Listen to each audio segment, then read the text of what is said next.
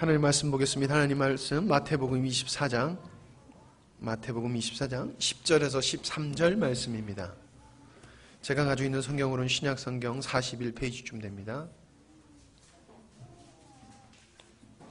마태복음 24장 10절에서 13절 말씀까지 보도록 하겠습니다. 다 찾으신 줄 알고 제가 읽도록 하겠습니다. 그때 많은 사람이 실족하게 되어 서로 잡아주고 서로 미워하겠으며 거짓 선지자가 많이 일어나 많은 사람을 미혹하겠으며 불법이 성함으로 많은 사람의 사랑이 식어지는지라. 그러나 끝까지 견디는 자는 구원을 얻으리라. 아멘. 오늘 하나님께서 계속 주셔서 다음 단계로 넘어가려고 하는데도 자꾸 주님은 사랑에 관한 말씀으로 붙들고 계세요. 그래서 오늘도 사랑에 대한 말씀을 나누게 되는데, 말세의 징조가 사랑이 식어지는 것이라고 말씀하고 계세요. 그래서 오늘 제목을 말세의 징조, 하지만 사랑에 대한 말씀이 되겠습니다. 사람들이 살아가다 보면은 가까운 사람과의 관계에서 상처를 입게 되어지는 걸 보게 됩니다. 남을 통해서는 그렇게 큰 상처를 안 받아요. 가까운 사람에게 상처를 받고 가족에게 되려 더 상처를 입게 되어지는 사례를 보게 됩니다. 그 사람들이 그래요. 자라면서 받은 상처가 치유가 안 돼서 저 사람은 성장에서도 성인 아이의 증세를 보이고 있다. 그런 얘기들을 심리학자들, 상담하시는 분들이 많이 말씀을 하세요. 물론 그 견해에 대해서 제가 반대하고 싶지는 않습니다. 허나 우리는 그런 말을 하는 그 말의 뒤에는 상처를 준 사람에 대한 그 어떤 책임이라고 그럴까요? 이런 걸 더 비중 있게 인식을 하고 있는 것 같아요. 근데 한번 생각해 보세요. 우리가 살아가면서 다른 사람에게 마음 아프게 안 한 적이 있겠습니까? 우리는 살아가면서 연약한 존재이기 때문에 우리가 다른 사람에게 마음을 아프게 하고 힘들게 한 일들이 수없이 많아요. 그걸 기억하는 것이 있고 기억하지 못할 뿐이지 많이 있거든요. 근데 내가 다른 사람에게 상처를 준 거는 금방 잊어버려요. 또 합리화시켜요. 그럴 수 있지, 그런 거 아니야, 이렇게 여기고 넘어갑니다. 근데 다른 사람이 나에게 상처 준 것에 대해서는 자꾸 이유를 물어요. 그럴 수가 있느냐, 말도 안 된다. 그러면서 사실 상처를 준 사람은 큰 이렇게 악의를 가지고 한 건 아니지만 부족하고 연약해서 상처를 준 건데, 받는 사람이 더 크게 반응을 해가지고 그것을 소화하지 못하고 자기가 큰 상처로 받아들이게 되는 것이거든요. 그러니까 우리는 피차 상처를 주고 상처를 받을 수밖에 없는 연약한 존재인데, 여기에 우리가 빠져들게 되어지면 진짜 상처를 가지고 평생 살게 된다는 거지요. 그러나 우리 믿음의 사람들은 상처를 주는 일에도 우리가 사랑함으로 말미암아 상처를 주는 것을 줄이게 될 뿐만 아니라, 다른 사람, 가족이, 가까운 사람이 나에게 상처를 주었을 때에도 믿음으로 그걸 잘 극복하는 것이 중요하다는 거예요. 아멘? 감기가 오지만은 건강한 사람은 그걸 극복하잖아요. 근데 기초적인 체력이 약한 사람은 그걸 이기지 못하고 감기에 몸살 이런 데 걸려가지고 고생을 하지 않습니까? 다른 질병도 마찬가지고요. 우리는 믿는 사람이나 믿지 않는 사람이나 가족에게나 우리 주변의 수많은 사람으로부터 상처를 받을 수밖에 없는 그런 사건들에 노출되고 그런 걸 경험하지만은, 우리가 믿음으로, 즉 사랑으로 우리가 대처한다라고 하면은 상처받지 아니하고 극복하게 될 줄 믿습니다. 우리가 사랑으로 대한다라고 하는 이야기는 내 중심이 아니라는 거예요. 사랑 그러면 너 중심이에요. 이기적이다, 개인적이다, 이기적이다, 그건 내 중심이거든요. 대부분 상처는요, 자기 중심적인 상태의 마음을 가진 사람은 가졌을 때에 상처를 받게 되는 거예요. 예, 우리는 어린아이에게 상처 안 받습니다. 어린아이에게 상처 안 받아요. 그렇게 엄마 아빠를 힘들게 해도요, 상처를 안 받아요. 왜요? 일방적인 사랑을 하기 때문에 상처를 안 받는 거예요. 근데 아이가 크면 클수록 우리는 상대적인 사랑을 하기 시작해요. 그러다 보니까 상처를 받게 되어지는 거지. 그러니까 우리가 상처를 받을 수밖에 없는 그런 그 연약함 속에서 살고 있지만, 우리가 사랑의 사람이 되어지면 상처를 받지 아니하고 극복하고 이길 수 있다는 말씀을 제가 지금 드리고 있는 겁니다. 사랑의 요소는 궁율과 자비와 용서라고 하는 것이 있지요. 사랑한다라는데 궁율이 없어요. 궁율, 불쌍히 여기는 게 없어요. 사랑한다라고 하는데 자비가 없어요. 사랑을 한다고 하는데 용서가 없어요. 그러면서 사랑한다라고 하는 것은 그거는 사랑이 아니지요. 내가 사랑한다라고 하는 것은 무언가 잘해주는 것만이 사랑이 아니라는 거예요. 나에게 잘못되고 나에게 상처를 주고 나에게 큰 어려움을 준 그를 내가 긍휼히 여기고 그를 자비를 베풀고 그를 용서하는 것, 이게 사랑이라는 거예요. 그냥 사랑은 잘해주는 것만을 사랑으로 인식하면 안 된다라고 하는 거지요. 그래서 사랑은 그를 살려요. 그리고 내가 살아요.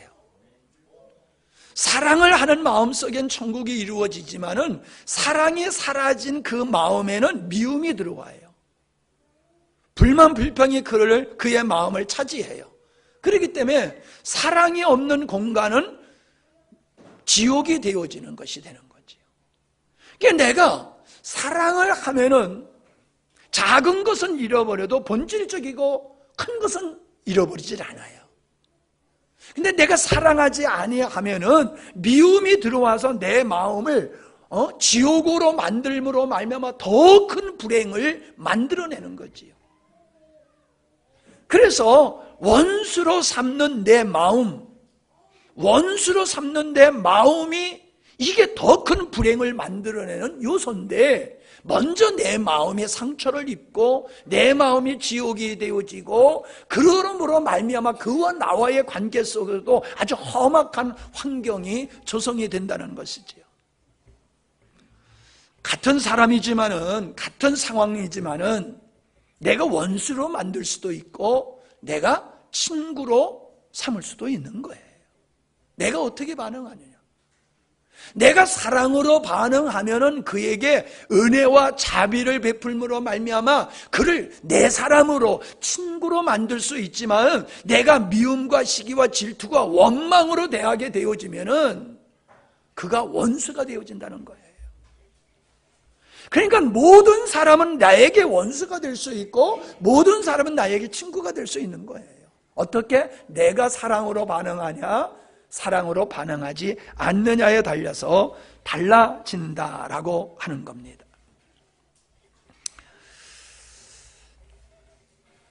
우리는 아담이 범죄한 후에 뼈 중에 뼈여 살 중에 살이라고 얘기했던 자기 아내, 유일하게 인격적으로 관계를 가지며 살아갈 수밖에 없는 유일한 한 사람, 그 자기의 분신인 하와를 향해서도 원망하게 되어지고 원수로 삼는 모습을 보게 되어집니다. 많은 사람이 있는 게 아니에요. 아담과 하와 둘밖에 없어요. 이 둘밖에 없는데 이 둘의 관계가 원수가 된다라고 하면 이거 어떻게 살 겁니까, 이게? 딴 데 갈 수도 있는 것도 아닌데. 그런데도 불구하고 사랑이 없으니까는 서로 원수의 관계가 되어지더라는 거지. 그것은 대상이 누구냐에 달려서 달라지는 게 아니라 사랑이 고갈되어지고 사랑이 식고 사랑이 고갈되어 없어지면은 그가 누구든지 원수가 될 수 있다라고 하는 겁니다. 심지어 가족까지. 부모와 자식지간에도, 형제지간에도, 부부지간에도 원수가 되어지는 사례를 우리가 얼마나 많이 봅니까? 그냥 원수 그러면 우리는 어떤 보복을 해야 될 정도로 험악한 관계를 우리는 생각합니다. 원수하면요. 근데 가만히 보세요. 단절하고 살아가는 게 원수가 아닙니까? 아유, 너 같은 인간하고 난 이제 관계 안 가질 거야. 다시금 얼굴 안 볼 거야. 그러면 그게 원수로 삼는 거잖아요. 그게 원수로 삼는 거잖아요. 사실 원수는 나하고 관계가 있었던 사람이 되는 거예요. 한 번도 만나지 못한 사람이 나의 원수가 되지는 않아요. 나하고 아주 가까운 사이에 있었던 사람이 뭔가 틀어지고 서로가 피차에 사랑이 깨어지는 어떤 사건들을 통해 가지고 원수가 되어지는 것을 보게 되어져요. 사실 우리가 살아가면서 그렇게 원수와 같이 담을 쌓고 벽을 쌓고 교제 안 하며 살 수 있는 요소가 우리 중에 없습니까? 부부지간에는 없습니까? 부모 자식지간에 없습니까? 성도와 목사와 성도지간에는 없습니까? 동료지간, 친구지간에는 없습니까? 사실 우리가 담을 쌓고 살 수 있는 사건들이 우리의 관계 속에서 많이 발생합니다. 그러나 그것을 우리는 극복하기 때문에 지금 여전히 가족이요, 여전히 친구요, 여전히 좋은 관계를 가지고 있는 거지요. 근데 어떤 사람에 대해서는 그걸 극복을 못하는 거예요. 그래서 담을 쌓고 원수와 같이 지내는 것이다 라고 하는 겁니다. 참 인생을 살다가 들어보면은 우리 가운데는 참 그런 사람 없는 게 너무 감사해요. 말도 안 되는 그런 가족을 힘들게 하는 가족들이 있어요. 말도 안 되는. 그래서 아주 그냥 가족의 학을 띠고 제발 좀 없었으면 좋겠다. 근데 갖다 버릴 수도 없고 같이 살자니 아주 죽겠다고 그러는 사람들 많아요. 그래서 늘 불만과 원망으로 살아가는 사람이 있는가 하면 그럼에도 불구하고 여전히 사랑함으로 말미암아 그런 분들이 돌아오는 이야기를 제가 들은 적들이 참 많습니다. 아버지가 너무나도 자녀를 힘들게 했는데 그럼에도 불구하고 아버지를 지극히 사랑하니까는 어떻게 나 같은 아빠를 너는 그렇게 변함없이 사랑할 수 있느냐라고 하면서 돌아왔다라고 하는 어떤 목사님의 이야기를 들은 적이 있습니다. 스데반은 돌에 맞아 순교를 당하는 순간에 자기를 죽이는 사람들을 용서해달라고 기도하는 그 기도를 통해서 사울이라고 하는 청년을 얻게 되지 않습니까?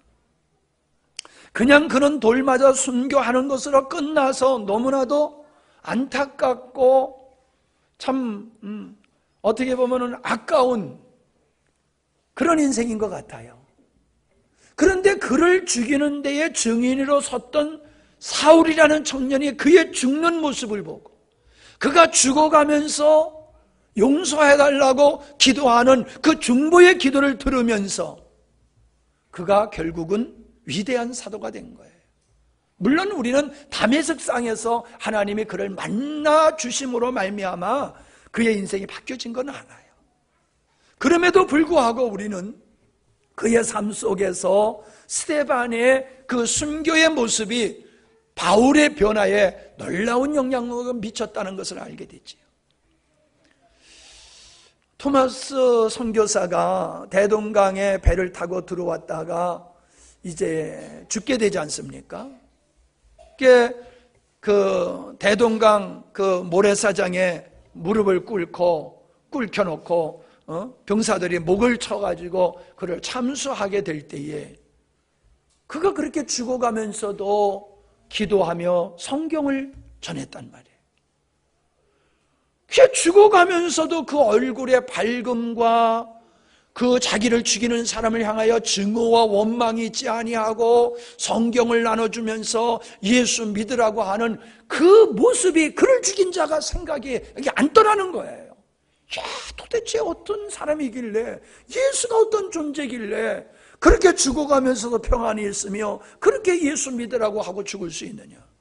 그래서 결국에 그 성경을 보다가 예수 믿게 되어지는 역사를 보게 되어지고, 그 피 흘림이 오늘 우리에게까지 복음이 전해왔다라고 하는 것을 우리가 알 수 있습니다. 베드로전서 4장 7절로 11절에 보면은 베드로가 이런 말을 합니다. 만물의 마지막에 가까웠으니 그러므로 너희는 정신을 차리고 근신하여 기도하라. 무엇보다도 뜨겁게 서로 사랑할지니 사랑은 허다한 죄를 덮느니라. 자, 정신 차려라. 정신 차리지 아니하면 믿음을 도둑질 당한다. 미혹하여 넘어질 수 있다. 그러니까 정신 차려서 깨어 있으라. 이렇게 말씀하시면서 더욱 너희들이 힘써 해야 될 게 뭔지를 아느냐? 뜨겁게 서로 사랑하라. 그 말씀을 하고 있어요. 그러면서 그 사랑의 실천에 대한 이야기를 하고 있는데, 서로 대접하기를 원망 없이 하고 각각 은사를 받은 대로 하나님의 여러 가지 은혜를 맡은 선한 청지기 같이 서로 봉사하라. 대접하라, 봉사하라. 그게 뭐예요? 사랑을 실천하라는 거야. 사랑을 실천하라. 여러분, 사랑을 실천하라. 허다한 허물을 덮는 게 사랑의 본질이다. 사랑의 실현은 뭐냐? 섬기는 거다. 그렇게 말씀을 하고 있지 않습니까? 그거를 말세가 되어지면 더 열심으로 뜨겁게 간절하게 힘써서 하라고 말씀하고 있는 이유는, 오늘 우리가 읽은 본문 말씀과 같이 말세가 되면 사람들이 사랑이 식어진다는 거예요. 사랑이 식어지는, 사랑이 없는 세상을 살게 되기 때문이라는 거예요. 얼마 전에 부산에서 연애하다가 여자가 너 사랑 안 해, 너하고 안 살 거야 그랬더니 그 집의 사람 다 죽여버렸잖아요. 여자하고 그 집이 식구들 다 죽이고 자기도 거기서 죽었잖아요.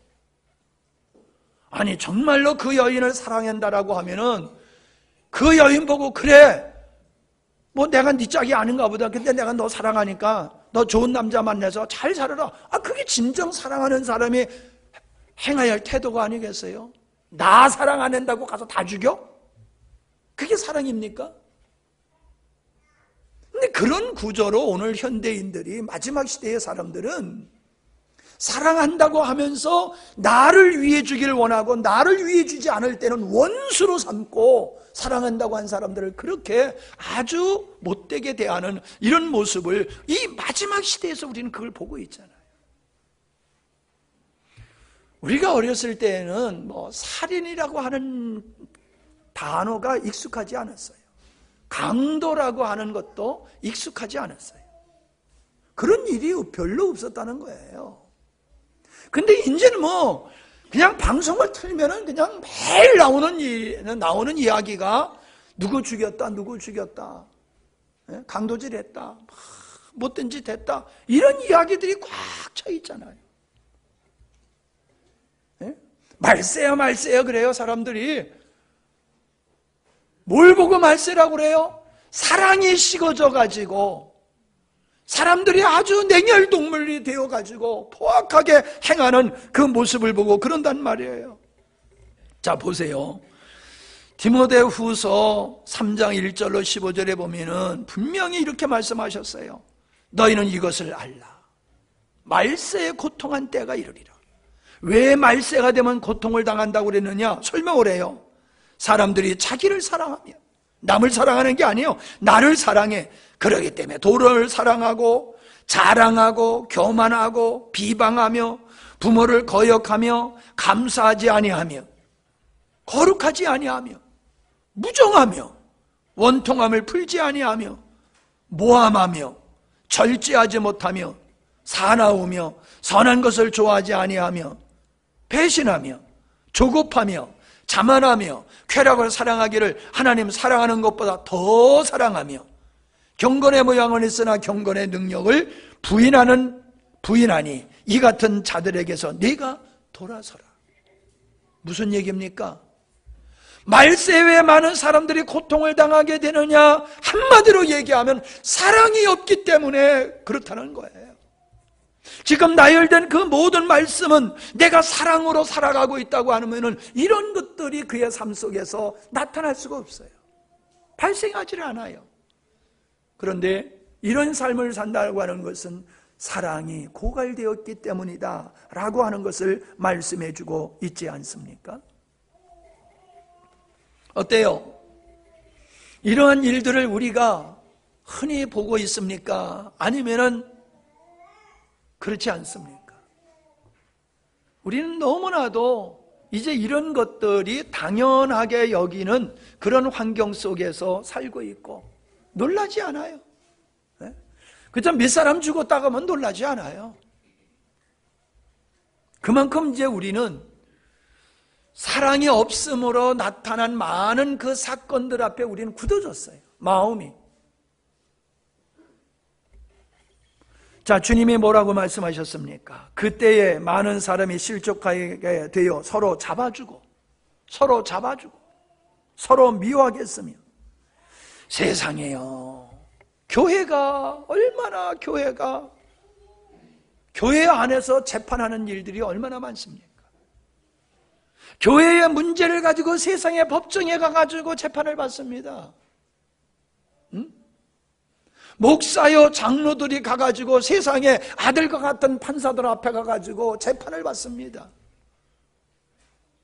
영적인 지도자여 사회적인 지도자라고 하는 이러한 위치에 있는 목사님들이 세상 법정에 가가지고 재판을 받고 있어요. 누가 옳은지 판결해달라고요. 총회적으로도 그런 일이 다반사입니다. 서로 잡아주는 게 뭐가 다른 거예요? 예? 서로 고소하는 거예요. 저놈 나쁜 놈이라고. 나는 의롭고 저놈은 못된 놈이라고. 저놈을 벌 줘야 된다고. 이게 하나님을 믿는 사람들 속에서 비일비재하게 일어나고 있는 일들이에요. 사랑은 허다한 허물을 덮는다, 무조건 은폐해준다, 그 뜻이 아니란 말이에요. 우리가 사랑한다라고 하면은 그의 허물을 내가 끌어안고 아픔으로 기도해주고 그가 회개하고 바로 서도록 하는 게 그게 사랑으로 그를 덮어주는 거란 말이에요. 세상에 까발려가지고 뭐가 더 기댈 게 어디 있습니까? 예?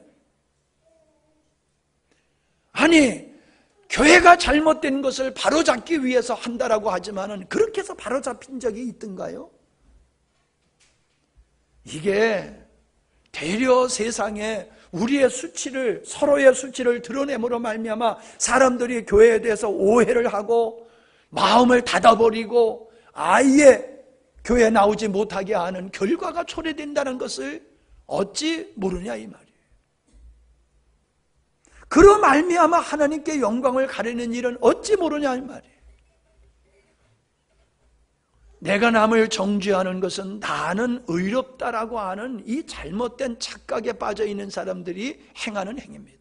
손해보지 않겠다라고 하는 이 마음을 가진 사람들이 그런 길을 선택하는 겁니다. 우리는 손해볼지언정 그의 아픔을 품고 하나님 앞에 기도하는 것이 우리 성도의 삶이 되어질 줄로 믿습니다. 불법이 성함으로 많은 사람의 사랑이 식어지리라. 여러분 이게 정말로 이게 우리의 삶을 힘들게 하는 거예요. 우리가 아무리 환경이요 힘들어도 사랑하면요 살만해요. 근데 모든 것이 다 구비되어 있어도 사랑이 없으면요 재미가 없고 행복이 없어요. 사랑의 온도 그거 연말 되면 나오지요. 정말로 우리가 우리의 자신을 한번 생각해 보세요. 내 안에 주님의 사랑의 온도가 몇 도인가? 내 안에 사랑이 있으면요 살아갈 의욕이 생겨요. 재미가 있어요. 힘이 솟아요. 근데 사랑이 없으면 뭘 해도 재미가 없고 할 의욕이 생기지를 않아요. 하나님은 우리에게 사랑을 심어주심이 축복인 줄로 믿습니다. 그러나 뭐라고 그랬어요? 끝까지 견디는 자는 구원을 얻으리라.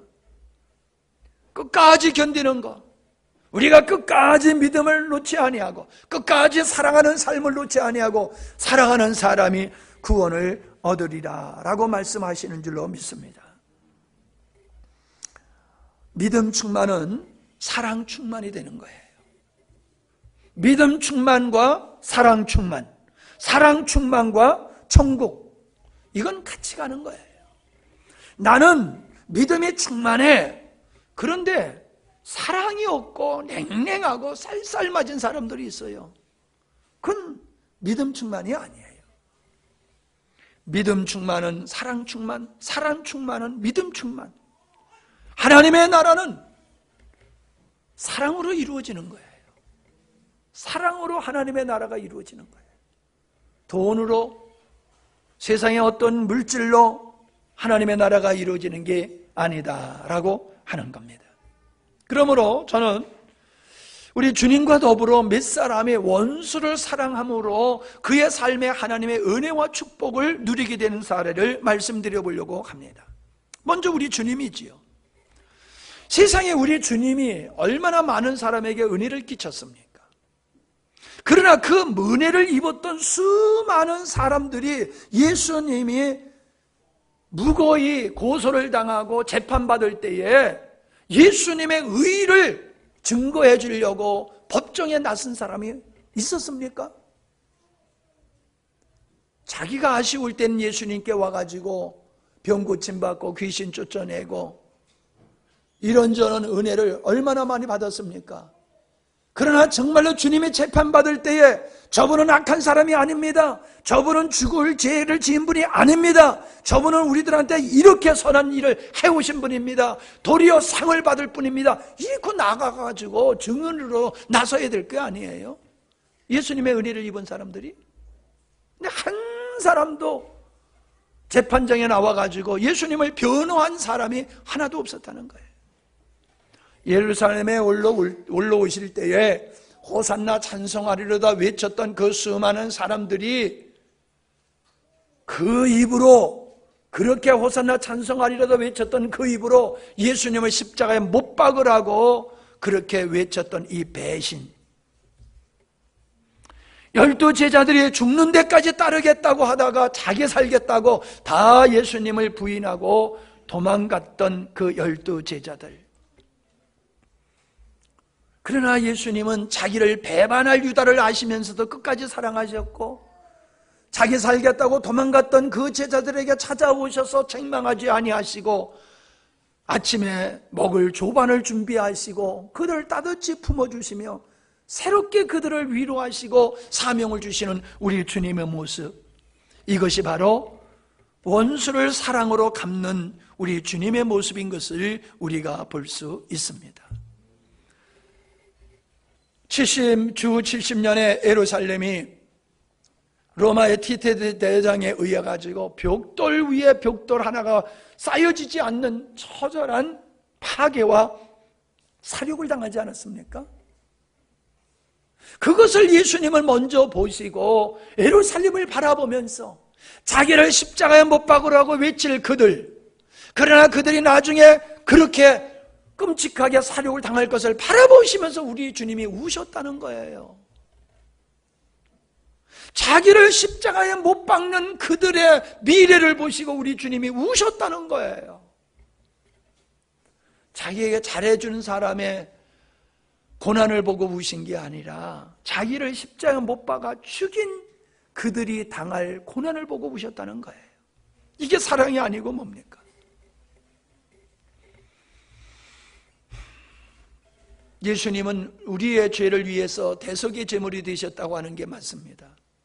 그러나 조금 그것을 각도를 바꿔서 보면은 원수를 사랑하신 것이 십자가였다라고 하는 것이죠.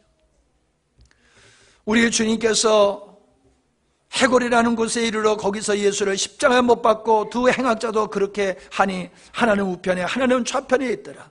이에 예수께서 이르시되 아버지 저들을 사하여 주옵소서. 자기들이 하는 것을 알지 못하니이다. 자기를 지금 십자가에 못 박고 조롱하는 그들을 용서해달라고 기도하시는 이 모습은 원수를 사랑하라고 하셨던 당신께서 친히 원수를 사랑하고 계심을 우리에게 보여주고 있는 것입니다. 구레네 시몬이 예수님이 십자가 지고 가시던 것을 대신 짊어지시고 예수는 골고다까지 갔던 사람이 구레네 시몬이지 않습니까? 그는 우연하게 그 길을 가다가 예수님의 십자가의 사건에 말려들어서 예수님이 지고 가셨던 십자가를 대신 지고 갔고, 그로 말미암아 그는 구원을 받았고 그 가정이 구원을 받았고, 바울은 그 구레네 시몬의 어머니를 자기 어머니라고 부르게 되었던 거예요.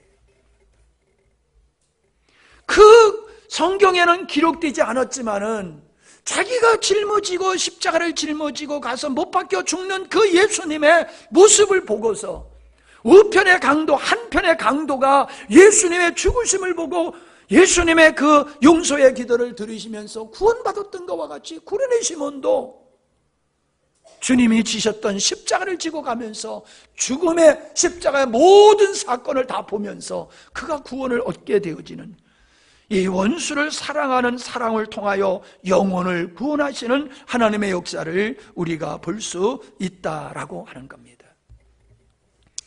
순교라고 하는 것은 힘이 없어서 죽는 게 아니지 않습니까? 자기를 미워하고 복음을 거절하는 사람들에게 끊임없는 사랑을 베풀다가 그들의 손에 죽임을 당하는 게 순교지 않습니까? 그러니까 순교를 당한다는 것은 복음을 지키기 위해서 순교를 당하는 것도 있지만은 원수에게 끊임없는 사랑을 베풀다가 그들의 손에 맞아 죽고 베어 죽고 불태워 죽이는, 끝까지 원수를 사랑하는 행위가 순교다. 우리는 그렇게 볼 수 있습니다. 우리는 요셉이라는 청년을 잘 알고 있습니다. 그는 형들의 미움을 통해서 종으로 팔려갔고, 그는 감옥에 들어가서 청소년의 시절을 다 보내야 됐던 겁니다. 좋은 시절을 노예로 살았고 죄수로 살았어요. 한번 생각해 보세요. 여러분의 형제 중에서, 여러분 중학교 좀 다니는 여러분의 인생이 30세 될 때까지 감옥 생활을 하게 됐다. 노예 생활을 하다가 감옥 생활을 하게 됐다. 한번 생각해 보세요. 그러한 형을 형이라고, 형제를 형제라고 부를 사람이 어디 있겠습니까? 남마지도 못한 전 인간도 아니야, 짐승마지도 못해, 그러면서 담을 쌓고 살 수밖에 없잖아요. 그게 보편적으로 우리가 그렇게 살 수밖에 없잖아요. 그런 사람을 누가 잘못했다고 말할 사람이 어디 있습니까?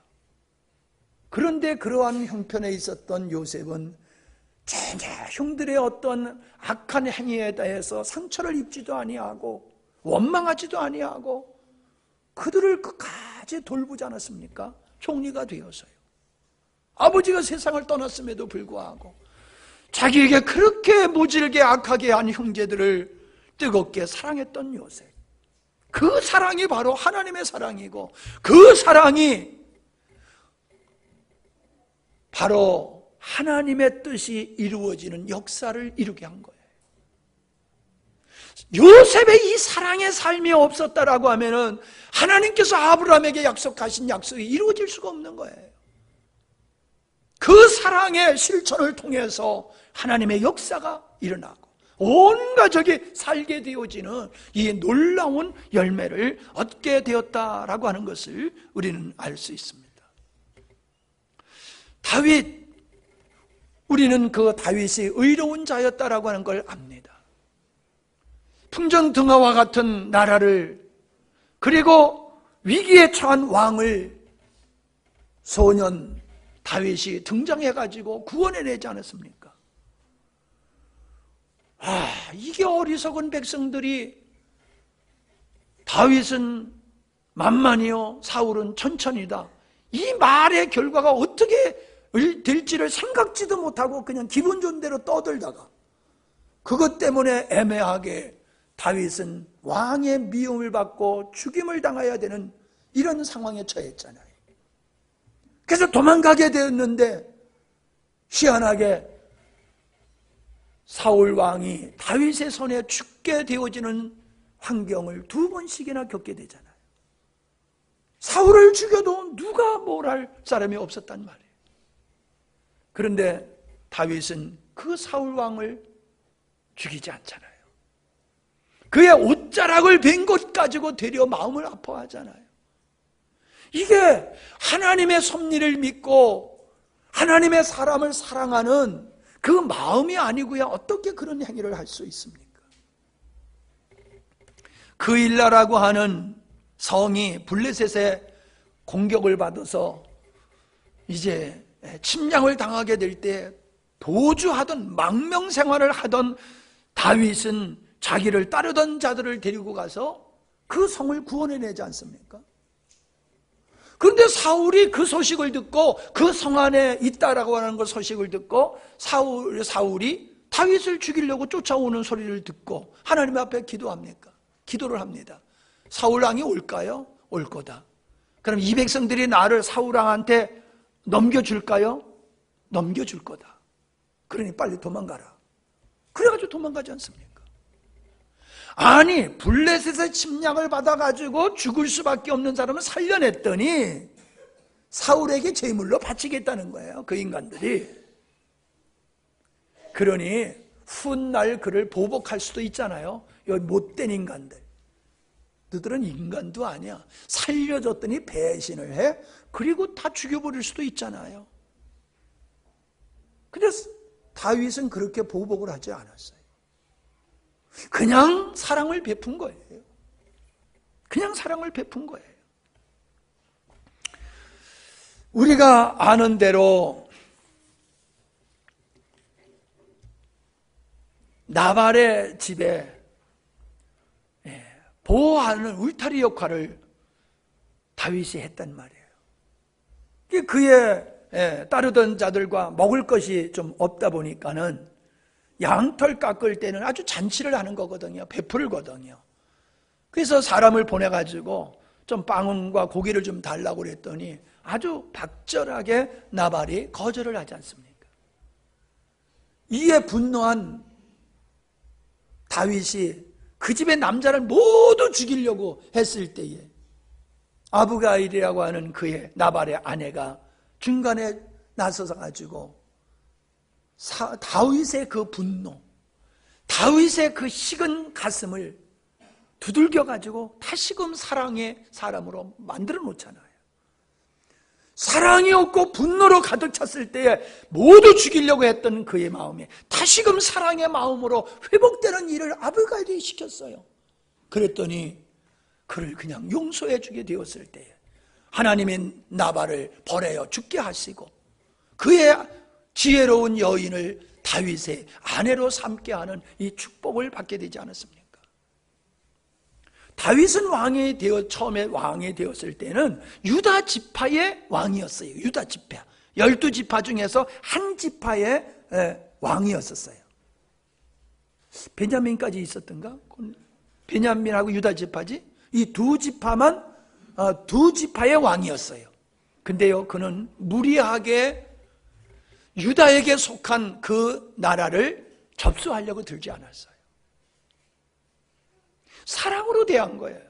그랬더니 세월이 지나가면서 이 사울 왕과 그 아들을 따랐던 그 장로들이 다 다윗에게로 와가지고 당신이 우리 온 이스라엘의 왕입니다 하고 섬기게 돼요. 정적이 없어졌다는 거예요. 억지로 통합하지 않았다는 거예요. 그냥 사랑으로 대했더니 그들이 온 백성들이 다윗에게로 그냥 돌아왔어요. 왕이 된 다음에도요, 그는 사울 왕이 죽었을 때에도요 얼마나 애통했는지 몰라요. 자기를 그렇게 미워하고 자기를 죽이려고 해가지고 그냥 도망가서 살려고 미친 척도 하고 별짓을 다 한 그 고난을 겪었었는데, 그렇게 힘들게 한 사울 왕이 죽었을 때에 다윗은 말도 못하게 울었어요. 그리고 자기가 이스라엘의 전체 왕이 된 후에 그가 한 일이 뭐냐? 사울 왕의 가족 중에 살아있는 자가 누구냐? 찾았어요. 그랬더니 요나단의 아들, 절뚝발이 요나단의 아들이 하나 살아있다는 거예요. 야, 그놈마저 죽여라. 왜? 사람들이 그쪽에 편에 서가지고 다시금 반란을 일으킬지도 모르니까 죽여라. 그럴 것 같은데 반대였어요. 그를 찾아다가 왕자들과 똑같이 대했어요. 그러니까는 개 같은 나에게 이처럼 은혜를 어떻게 베풉니까? 그랬더니 다윗은 사울이 자기에게 악하게 한 건 하나도 기억하지 아니하고, 그의 아버지 요나단이 자기를 애인과 같이 그렇게 자기 목숨보다도 더 사랑한 걸 기억하고, 내가 네 아비에게 이러한 은혜를 입었다, 그러니 내가 너에게 은혜를 베푸는 게 맞다라고 하면서 은혜를 베풀지 않습니까? 그렇기 때문에 다윗은 아주 강력한 왕권을 가질 수 있었던 거예요. 여기저기서 반란을 일으키고 대적하는 무리들이 없었어요. 이 다윗의 품에 돌아오게 된 역사는 그의 사랑의 삶을 통해서 이루어졌었다라고 하는 겁니다. 사울 왕의 아들 요나단이잖아요. 그는 가만히 있으면은 이스라엘의 2대 왕이 될 수 있는 사람이었어요. 그런데 이는 알았어요. 하나님께서 아버지에게 줬던 이 왕권을 나에게 주지 아니하고 저 다윗에게 준다는 걸 알았어요. 그러니 저 다윗이 등장만 안 했으면, 다윗만 제거된다라고 하면은 그에게 갈 왕권이 나에게 돌아올 거야. 그러면서 다윗을 죽일 만도, 미워하고 그를 죽일 만도 한 것이 요나단이에요. 근데 도리어 요나단은 아버지가 다윗을 죽이려고 할 적에 계속 정보를 줘가지고 도망가게 하고 피하게 해서 죽음을 모면하게 하잖아요. 자기가 가지고 있었던 무기를 그에게 주기도 하잖아요. 자기 목숨보다 더 사랑했다고 했다고요. 그가 순수한 하나님의 마음, 주님의 사랑을 가지고 있었기 때문에 당연히 인간적으로는 미워하고 죽일 수 있는, 제거의 대상으로 삼을 수 있는 다윗을 그리 하지 아니하고 그렇게 자기 목숨보다도 더 사랑했다는 거예요. 이게 사랑의 사람의 모습이에요. 이게 주님의 마음을 가지고 살아가는 사람들의 모습이에요. 그랬더니 자기는 죽어도 자기 자식이 살잖아요. 자기 아버지와 자기는 죗값으로 죽어도 자기가 그렇게 하나님의 믿음으로 산 그 믿음의 선택을 통해서 다윗에게 통하여 자기 아들이, 그 불구자인 자기 아들이 생명을 부지하고 은혜를 입게 되잖아요. 마지막으로 우린 스데반이 죽어가면서 기도했던 이 모습을 우리는 잘 알고 있습니다. 아까도 얘기했지만은 그의 죽음을 통해서 하나님을 대적했다는 사울이 하나님께 돌아오는 역사. 오늘 우리들이 사람을 구원하는 일은 지식으로 말로 구원하는 게 아니에요. 말도 안 되는 그 어떤 사람을 우리가 스데반과 같이 하나님의 사랑으로 끊임없이 끝까지 사랑을 베풀었을 때에 사랑으로 그들의 완고한 마음이 녹아지는 겁니다. 여러분, 길거리에서 전도는 여러 가지 방법으로 할 수 있지만은 전도라고 하는 것이 그렇게 전도가 이루어지는 겁니까? 내가 예수 믿어서 우리 가족이 예수 믿고, 내가 예수 믿어서 친구가 예수 믿고, 이웃이 예수 믿고, 동료들이 예수 믿게 되는 거잖아요. 그런데 어떻게 늘 함께 사랑하는 그들에게 어떻게 전도를 해야 됩니까? 다른 거 아니에요.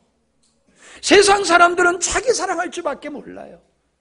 절대로 양보 안 해요. 아니, 도리어 빼앗아서라도 자기 것으로 삼으려고 하는 이 사랑이 식어진, 오직 탐욕과 탐심으로 살아가는 이 엄청난 불행한 환경 속에서 우리가 하나님의 사랑으로 살아가는 거예요. 하나님의 사랑으로 살아가는 거예요. 그러면 그들이 우리의 사랑의 삶을 보고 아, 저게 바른 인생이로구나. 저렇게 사는 게 맞는 거로구나. 아, 예수 믿으니까 저렇게 되는 거로구나. 하나님이 살아계시니까 사람이 저렇게 변화되는구나. 우리의 사랑의 사람을 보고 그 사람들이 변화되고 그 사람들이 주님께 나오게 되는 거예요. 아멘? 부담스럽지요? 그게 부담스러운 게 문제예요. 우리는 당연하게 우리는 모든 사람을 섬기는 종으로 살아야 될 줄로 믿습니다. 우리는 낮은 자가 높은 자를 섬기는다고 생각하는데 아니에요. 큰 자가 작은 자를 섬기는 게 사랑이에요. 여러분이 여러분의 동료들을, 여러분의 이웃들을 여러분이 정말로 사랑해 보세요. 참 희한해요. 사람은요, 참 영적인 존재이기 때문에 저 사람이 나를 사랑하는지 안 사랑하는지를 알아요. 느껴서 알아요. 맞지요? 모르겠어요? 에? 여러분이 저를 신뢰하는 이유가 어디 있어요? 제가 여러분을 사랑하고 있다는 걸 여러분이 마음으로 느끼고 있기 때문에 여러분이 저를 신뢰하고 따르는 거잖아요. 제가 여러분을 사랑한다라고 하는 이거를 여러분이 못 느끼면은 저를 신뢰할 수가 없어요. 바로 그 마음을 읽기 때문에 다른 것도 받아들이는 겁니다. 여러분의 정말로 여러분의 주변의 영혼들을 정말로 사랑하는 마음으로 그들을 대하면은 그들이 지옥 갈지 아니면요 알아요. 그걸 알아요. 그리고 그래 맞아. 내가 가는 길이 맞아. 내가 가는 길이 이게 잘못된 길이야. 그리고 주님 앞에 돌아오게 돼 있어요.